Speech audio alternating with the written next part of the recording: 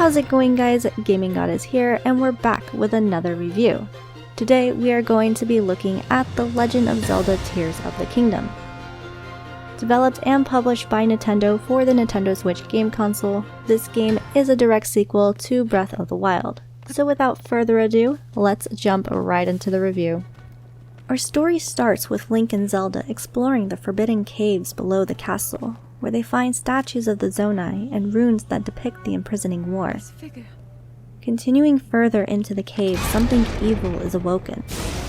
The Master Sword is broken in an attempt to fight back, and the ground starts to shake and crumble below them, causing Zelda to fall further into the depths only to vanish. Link is then saved by the hand that was sealing the now awoken Demon King. Once the cutscene finishes, Link wakes up and is now on the Great Sky Island. This is where the gameplay begins. The Great Sky Island is basically the tutorial section of the game. The player will learn the basics as well as get some lore of the story and obtain 4 brand new abilities. These new abilities are the Ultra Hand, Fuse, Ascend, and Recall. After completing all of the linear tasks in the Sky Island, Link is now able to descend to the land below. From this point on, Link will be able to explore the vast islands of Hyrule as well as the depths below and the sky above in search of Princess Zelda. Now the game's not all linear, as you don't have to head straight for the main story bits. Similar to its predecessor, there are shrines to complete varying in puzzle shrines, treasure shrines, and combat shrines.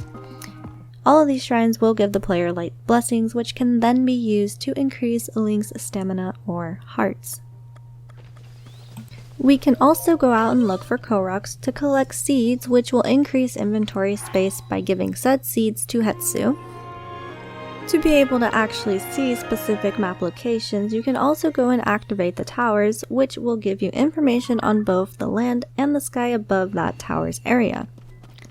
Now as for exploring the depths of Hyrule, it is a spooky dark place, but thanks to the new Bright Bloom item, we can light our way through the depths. Though activating the various light routes along the way will slowly fill in the map as well as cure gloom and light the area around you. It doesn't even cover the main storyline. We have a new group of destined sages, and by following the main story you will be able to see just who they are as well as their abilities. Overall, there is a lot to do in this game, so it's easy to miss certain things if you aren't actively looking for it. The game offers a variety of side adventures, side quests, and shrine quests for the player to do as well. The game has only been out for a week, but I've been slowly enjoying looking through all of the different things, whether it's in my time off or on stream. This game offers stunning visuals from the environment to the cutscenes.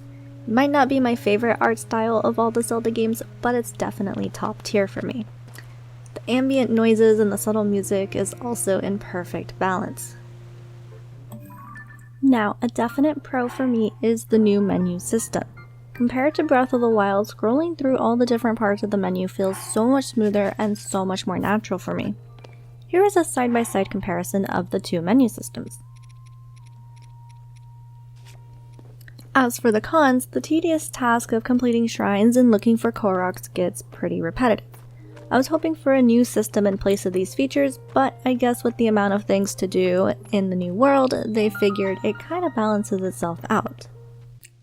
I absolutely love this game. In my honest opinion, it feels more polished than Breath of the Wild, and that really says a lot because I was super obsessed with that game when I first played it. The new building feature is really cool as it unlocks the ability for the player to get creative with how they travel and solve certain puzzles. I love the map, it is so much bigger with the new Sky Islands and the depths. I also like that if you have a save file of Breath of the Wild, you can access any of your horses from that save file. And lastly, the story feels so much more in depth. Overall, I give this game a rating of 10 out of 10. And I can 100% say that this is my choice for Game of the Year. If you like this video, feel free to press that like button and don't forget to subscribe.